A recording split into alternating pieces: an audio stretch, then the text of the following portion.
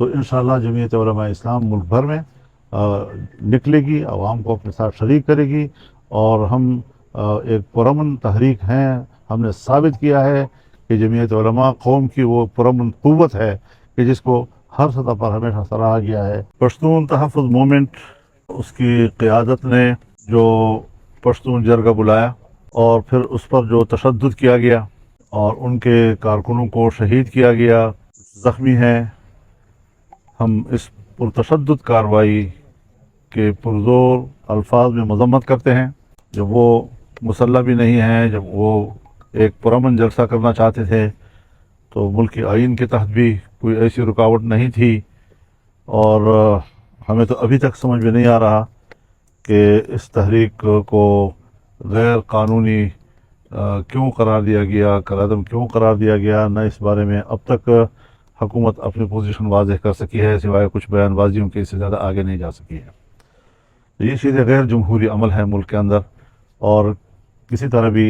اس طرح کے اجتماعات پر تشدد کرنا اور گولیاں چلانا، تو ہم نہ اس کی حمایت تو دور کے بعد ہم اس کے پرزور الفاظ میں مذمت کرتے ہیں، اور جو لوگ شہید ہوئے ہیں ان کے ورثاء کے ساتھ اپنے ہمدردی کا اظہار کرتے ہیں۔ جو زخمی ہیں ہم ان سے بھی ہمدردی کا اظہار کرتے ہیں اور ان کی جلد صحت یابی کی ہم دعا کرتے ہیں۔ جمعیت علماء اسلام اس جرگے کے حوالے سے اس بات کو واضح کرنا چاہتی ہے کہ صوبہ خیبر پختونخوا کے لوگ ہوں یا ملک میں جو بھی پشتون برادری سے تعلق رکھتے ہوں، اور ان کا تعلق اگر جمعیت علماء اسلام کے ساتھ ہیں تو ان کو اس میں شرکت کی پوری اجازت ہے،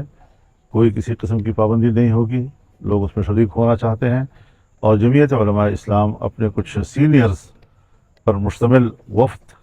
وہ بھیجے گی نمائندگی کے لیے، تاکہ اس میں شرکت ہو سکے اور ان کے ساتھ یکجہتی کا اظہار کیا جا سکے۔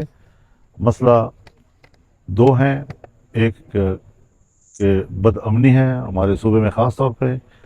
اور ملک میں عام طور پر، بلکہ دو صوبے تو اس کے لپیٹ میں ہیں،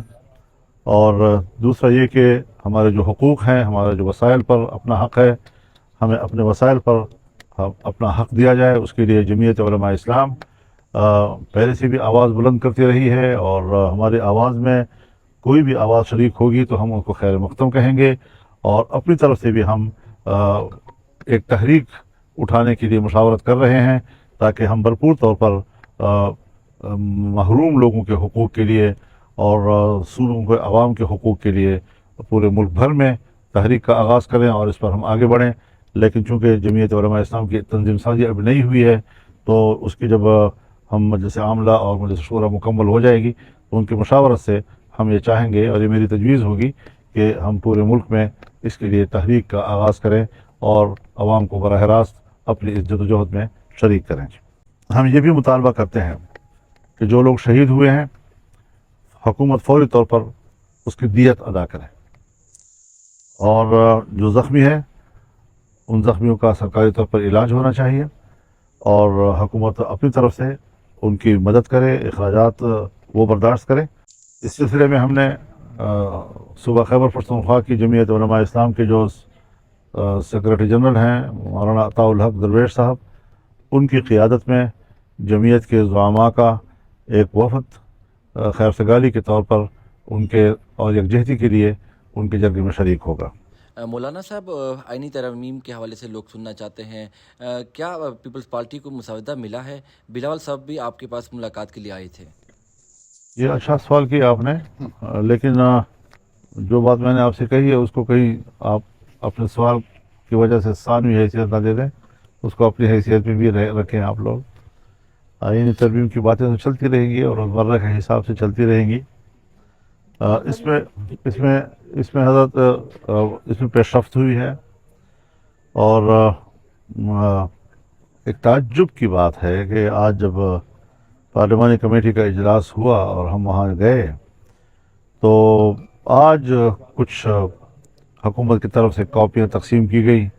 جو ان کا مسودے کے بارے میں تصور ہے یا جو ان کی تجویز ہے، اور جیسے آج ہم اس پر بات چیت کا آغاز کر رہے ہیں، اس سے قبل محرک بھی حکومت ہے اور مسودہ بھی نہیں تھا اب تک۔ آج ہی اراکین کمیٹی کو انہوں نے कापियाँ तकसीम की हैं, तो ज़ाहिर है कि हमारे वकला उसको देखेंगे। हमने तजवीज़ ये किया है कि चूँकि बिलावल साहब इससे पहले भी एक दो मरतबा आ चुके हैं, आज भी वो तशरीफ़ लाए हैं, और हमने इस बात पर इत्तेफाक किया है कि जमीयत उलमा इस्लाम और पाकिस्तान पीपल्स पार्टी वो एक मुत्तफ़क़ा मसौदे की तरफ आगे बढ़ें, और उसके बाद फिर ज़ाहिर है कि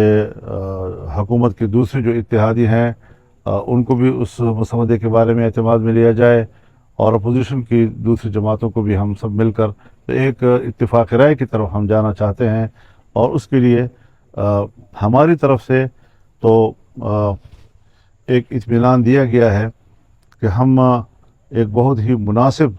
मसौदे पे इत्तिफाक कर सकते हैं, बशर्ते कि वो हमारी तजावीज़ को कबूल करें। हुकूमत ने जो इब्तिदा में हमें एक मसौदा यहाँ काले थैले में मुहैया भेजा था, और जो हमने उसका मुताला किया था, तो वो ना आइन का तकाज़ा पूरा कर रहा था, ना जमहूरियत का, और ना आइनी और जमहूरी इदारों का, ना अदलिया का। तो हमने मुस्तरद कर दिया था, और हम अभी भी अपने मौक़िफ़ पे कायम हैं, और हम कोशिश कर रहे हैं कि जो काबिल एतराज़ मवाद है उसके अंदर उसको मुकम्मल तौर पर साफ़ किया जाए, और जिस पर इत्तिफाक़ राय हो सके कि जिससे आइन में इस्लाहात आएँ, अदलिया में इस्लाहात आएँ, न ये कि हम बिगाड़ पैदा करें। हमने 18वीं तरमीम के ज़रिए से भी माजी के जितने बिगाड़ थे आइन के अंदर उनको साफ़ किया था, लेकिन उसके बावजूद 19वीं तरमीम के ज़रिए से अदालती इस्लाहात में जो पार्लिमान का किरदार था उसको ख़त्म कर दिया गया। हम ये भी तजवीज़ कर रहे हैं कि आइनी 19वीं तरमीम को ख़त्म किया जाए और वापस 18वीं तरमीम को बहाल किया जाए, जिसमें कि जजों के तकर्रुर और सीनियरिटी की बुनियाद पर हो, कारकर्दगी की बुनियाद पर हो, सेहतमंदी की बुनियाद पर हो। तो जहाँ कमीशन का एक किरदार होगा अदलिया के कमीशन का, वहाँ पार्लिमान का भी एक किरदार उसमें आ जाएगा, और इस तरह निज़ाम में एक एतदाल और तवाज़ुन पैदा किया जा सके। मैं समझता हूँ कि जब पार्लियामेंट आवाम की नुमाइंदा है, तो आवाम के मिजाज को और आवाम के नब्ज़ को उन्होंने पढ़ लिया होगा, समझ लिया होगा, और हमें आवाम के ख्वाहिशात को नज़रअंदाज नहीं करना चाहिए, ना हम उसके मुतहम्मिल। ये जो हमने एक जज को रिटायर्ड होना या उसको तोसी देना, कोई एक जज से डरता है तो कोई दूसरे जज से डरता है। अदलिया को खुदा के लिए सियासत में तकसीम न करो, सियासी जमातों में तकसीम न करो। जज जज होता है और उसको जज रहने दिया जाए, और हमारे जजेस भी अपनी कारकर्दगी, अपने रवैयों से पब्लिक को मुतमईन करें कि वो गैर जानिबदार होकर आइन और कानून के हवाले से ही फैसला देंगे और देते रहेंगे। लिहाजा 25 अक्टूबर और 25 अक्टूबर की बातें रिटायरमेंट की तो है, तो ठीक है, रिटायर हो जाएंगे, लेकिन ये है कि निज़ाम तो चलना चाहिए और निज़ाम में तवाज़ुन पैदा करना है। हमने भी अदलिया का एतमाद बहाल करना है, और अदलिया ने भी कौम का एतमाद बहाल। लेकिन खुदा के लिए आइनी अदालत हो या आइनी बेंच हो, ये दोनों एक दूसरे के मुतबादल हो सकते हैं, और इस पर अगर हमारा तनाज़ा ख़त्म हो सकता है तो ये इतना बड़ा इशू नहीं है। चाहे बेंच की सूरत में मामला तय हो या अदालत की सूरत में तय हो, बात उसूलों की है कि हमें अदलिया से वो काम लेना है कि जो हमारे आइनी मामलात हैं, सियासी मामलात हैं, उनको एक तरफ किया जाए ताकि अदालतें फारिग हों और वो लोगों के जो केसेस वहाँ पर पेंडिंग पड़े हैं उनको फारिग कर सकें, उनको फैसले दे सकें। फिर 25 आ गए। मौलाना साहब, कुछ खबरें ऐसी भी है कि आपकी कानूनी टीम ने भी कोई मसवदा तैयार किया हुआ है, क्या कहेंगे? तो इसमें क्या आपको क्या हम इतना बड़ा काम कर रहे होंगे, हमारे पास कोई चीज़ नहीं होगी। लेकिन जिन लोगों को हमने स्टेक होल्डर जो हैं, जिनको हमने मुतमईन करना है, जिनको हमने अपने मौक़िफ़ पे आमादा करना है, उन्हीं के सामने पेश किया जाएगा। अब इसको फ़िलहाल तो हम उसकी तशरीह नहीं कर सकते। पाकिस्तान में इस्लामाबाद में शिकायत तावन तंजीम होने जा रही है, जिसपे आपके दोस्त ममालिक आ रहे हैं, उसका आप कैसे खैर मकदम करेंगे? हम दिलो जान से उनका खैर मकदम करेंगे, वो हमारे मेहमान होंगे, पाकिस्तान की सरज़मीन उनका इस्तकबाल करेगी। और इस मौके पर मैंने इसीलिए अपील की थी कि जब वो सरबराहान यहाँ पर मौजूद हों, यहाँ पर वो कॉन्फ्रेंस करें, तो हमें कौमी सतह पर एक यकजहती का इजहार करना चाहिए, क्योंकि जो एतमाद माजी में उनका متاثر ہوا ہے اور اس کو نقصان پہنچا ہے، اس اعتماد کو ہم بحال کرنے میں کردار ادا کریں۔ تو ہم نے یہ بات ضرور اپوزیشن سے بھی کی ہے کہ وہ ان ایام میں کوئی مظاہرے نہ کریں، اور اس کے بعد بھی ہمیں موقع مل سکتے ہیں۔ کوئی ضروری نہیں ہے کہ ہم اس وقت میں، جب کہ سیکورٹی کے معاملات بھی ان کے ہیں، حکومت بھی وہاں پر ان کی میزبانی میں مصروف ہوگی، اور اس دوران میں ہم مظاہرے کریں گے تو اس کا اچھا میسج نہیں جائے گا۔ حضرت یہ فرمائیں کہ یہ جو اعظم نذیر تارڑ صاحب نے کہا ہے کہ ہمارے پاس نمبر گیم پوری ہے، وہ آپ کو شامل کر کے کہہ رہے ہیں یا ارکان کو منعرف کریں گے، ضمیر کا ووٹ دیں گے؟ سیدھی بات ہے حضرت کہ ہم نے اگر ووٹ دینا ہوتا تو ہم آج تک دے چکے ہوتے، یہ معاملہ اسی دن ختم ہو جانا چاہیے تھا۔ ہم جو اب تک رکے ہوئے ہیں اور کسی قسم کا ہم ان کو ووٹ دینے پہ آمادہ نہیں ہو رہے ہیں، اس کی وجہ یہ ہے کہ ہمیں جو حکومت کا تصور ہے ترمیم کا، وہ قابل قبول نہیں ہے۔ سو ہم اپنی تجاویز لا رہے ہیں، اس پر ان کو اعتماد میں لے رہے ہیں اور ان کو آمادہ کر رہے ہیں۔ جب ہماری تجاویز پر آمادگی ہو جائے گی تو اس کے بعد پھر ہم اس قابل ہوں گے کہ ہم ووٹ بھی دے سکیں۔ لیکن اگر ہمارے نظریے کے مطابق نہیں ہوتی تو پھر یہ باتیں کہنا ہے جی کہ نمبر پورے ہیں، نمبر پورے ہو جائیں گے، دیکھیے یہ ایک سیاسی بد اخلاقی بھی ہے، اور اس سے آئین کو متنازع بنانے کی بھی ایک بنیاد پڑ جائے گی، اور ایک متنازع ترمیم آئین میں لانے کی بجائے کیوں نہ ہم اتفاق رائے کی طرف چلیں، اور ہمارے اس نظریے کو کہ اتفاق رائے سے معاملات حل ہو جائیں، ہر سمت سے اس کا خیر مقدم ہونا چاہیے اور ہر سمت سے اس پر آمادگی ہونی چاہیے۔ نے ابھی صوبے کے حقوق کے حوالے سے تحریک کی بات کی، تو اب کیا قوم کسی ایک نئی تحریک کے لیے تیار رہے؟ حضرت ہم تحریک ہیں، ہم نے کبھی بھی اپنے آپ کو تحریک سے الگ نہیں کیا۔ ہم اپوزیشن ہیں، اور ہم نے بطور اپوزیشن ملک میں سیاسی کردار ادا کرنا ہے،